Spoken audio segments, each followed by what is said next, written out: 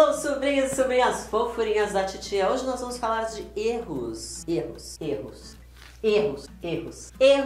de pronúncia que muitos brasileiros cometem só por conta de falar português. Então a gente vai falar um pouquinho desses sonzinhos que nós temos no português, que muitas vezes a gente acaba transpondo para o inglês quando a gente vai falar, a gente acaba levando, transferindo ele para o inglês e que muitas vezes podem até atrapalhar na questão do entendimento. Pode ser que a pessoa não entenda o que você está falando porque a gente está usando um som do português. Então vamos aprender?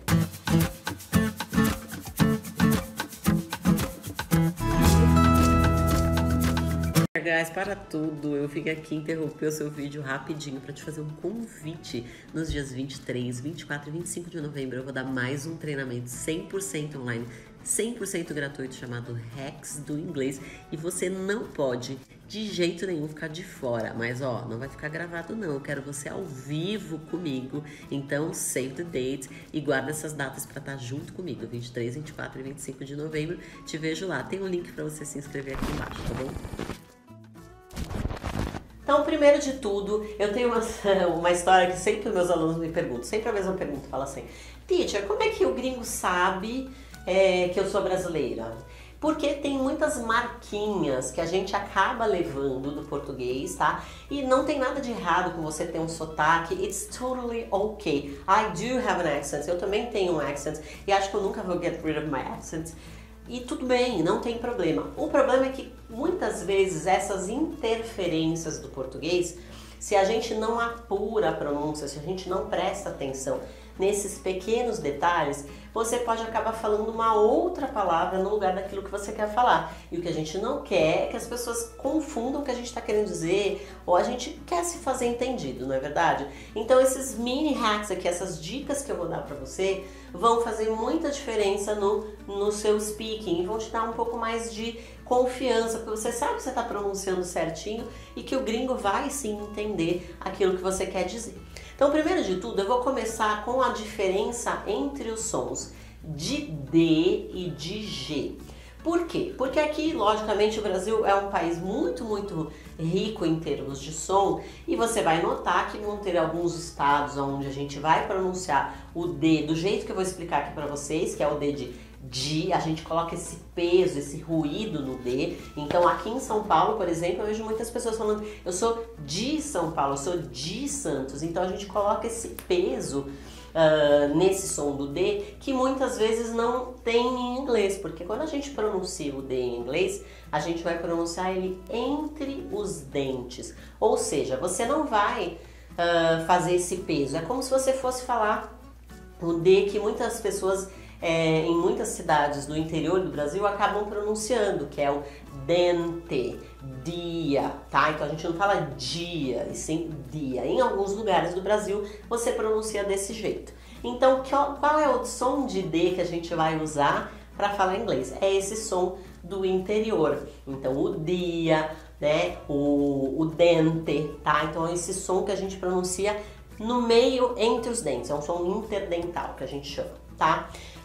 E aí vamos ver, por exemplo, a pronúncia da palavra difficult. O que vai acontecer? Muitos brasileiros acabam falando difficult. Como ele tem um ruído, um som muito diferente, não tem esse som de em inglês, é um outro som, na verdade, fica difícil para outra pessoa entender o que você está falando, porque você está fazendo uma sonoridade que leva ela para outro caminho, ela não está entendendo. Então a gente vai sempre pronunciar isso entre os dentes. Então a gente vai dizer difficult, difficult, e não difficult, ok? Esse som do D, G pesado, a gente vai identificar na palavra G, na letra G em inglês. Então você vai ver em palavras como danger, e nesse caso eu vou pronunciar esse D, que é como se fosse um som de um D com um J, assim, pra gente, misturado, tá?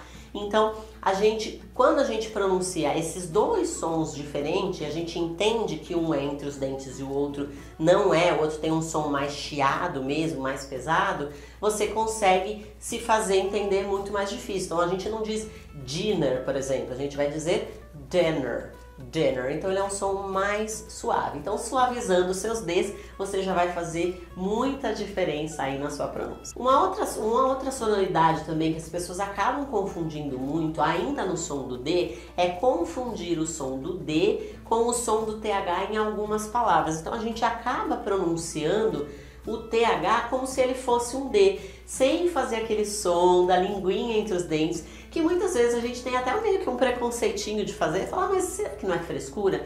E eu vou te mostrar que não é frescura, porque você acaba pronunciando palavras que são diferentes, tá? Então, por exemplo, você quer pronunciar a palavra then, que significa então. Se você não coloca a linguinha entre os dentes, você vai acabar falando then. E a palavra then, ela tem um significado, um outro significado em inglês. Significa caverna. Uma caverna onde as pessoas, onde os animais se escondem, por exemplo, it's a den, tá? Então a gente tem que tomar cuidado, porque você tá soando muito... Eu sei que em português parece muito parecido o som, eles são muito parecidos, né? Mas em inglês ele vai soar como uma outra palavra. Então a gente tem que tomar esse cuidado, né? Pra gente não pronunciar coisas diferentes. É diferente quando eu falo manga e mangá. Você entende duas coisas diferentes. Se escreve praticamente igual e por conta de um som de vogal, você já fez um significado completamente diferente. Então coloca isso aí na tua cabeça, que existe sim essa diferença, e se você não colocar a linguinha entre os dentes, pode ser que as pessoas fiquem confusas. Por exemplo, a palavra those, aqueles. Se você fala those, você está falando to doze off, for example, is to sleep. É tipo, eu vou cair no sono, I'm gonna doze off, ok? Vou dar uma cochilada, vou dar uma dormida. Então, a gente tem que ver essa diferença entre o TH, tá? Então, those e those. Percebeu a diferença? Numa vai aparecer bem a minha linguinha entre os dentes e na outra não vai aparecer. Um outro som que a gente também acaba confundindo bastante é a diferença entre o som do R e o som do H em inglês. E muita gente acaba pronunciando o som do R igualzinho ao som do H, e são sons bem diferentes, pronunciados em lugares diferentes. Quando você pronuncia o R em inglês, por exemplo, ele vai ser sempre pronunciado aqui, ó, com essa musculatura de queixo e a língua sempre enrolada. Então é aquele R do interior, é esse R do portão que você vai falar, tá? Então ele sempre vai dar essa enroladinha na língua. Já o H, ele vem daqui, ele vem da garganta, é o som do R duplo, muito carregado do Rio de Janeiro, por exemplo. Então a gente fala porta, é esse som que você vai usar para pronunciar o H. Então, por exemplo, quando a gente fala palavras como rare, tá vendo como a minha língua enrola? Rare, como você fala a palavra rose, tá? E por que a gente tem que tomar cuidado? Porque às vezes a gente tem palavras que têm sons muito parecidos e que têm significados diferentes. Por exemplo, a palavra rush, que significa pressa, e a palavra hush, que significa calma. Ou seja, uma é o contrário da outra. E provavelmente você já deve ter escutado muito brasileiro falando assim, olha, tá na hora do rush, na hora do rush. Quando você pronuncia com esse som rush, você está dizendo calma e não pressa. Então a gente diz rush e hush. Assim como se você confundir a palavra hate, que significa ódio ou odiar, com a palavra rate, também são palavras diferentes, que rate é avaliar. Então, por isso que a gente tem que entender bem a diferença entre esses dois sons. Um outro som que também identifica muito, que é muito difícil para nós brasileiros, porque a gente acaba pronunciando sempre as palavras que terminam com L ou que tem um L aí no meio com um som de U. Então, a gente diz people com uma terminação de U, a gente faz boquinha de U, a gente não diz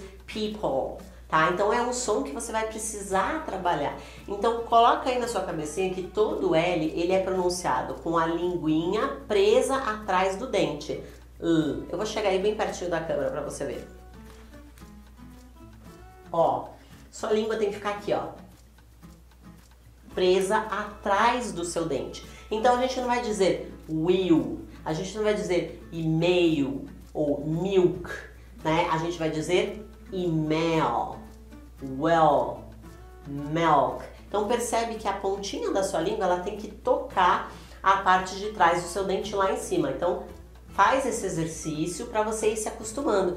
E sempre, 100% das vezes você vai ver o L pronunciado desse jeito. A gente nunca pronuncia em inglês o L como se ele fosse um U. E por último, as letras que também identificam muito a nossa brasilidade é a diferença de sons entre o M e o N. O M em inglês é sempre pronunciado com a boquinha fechada.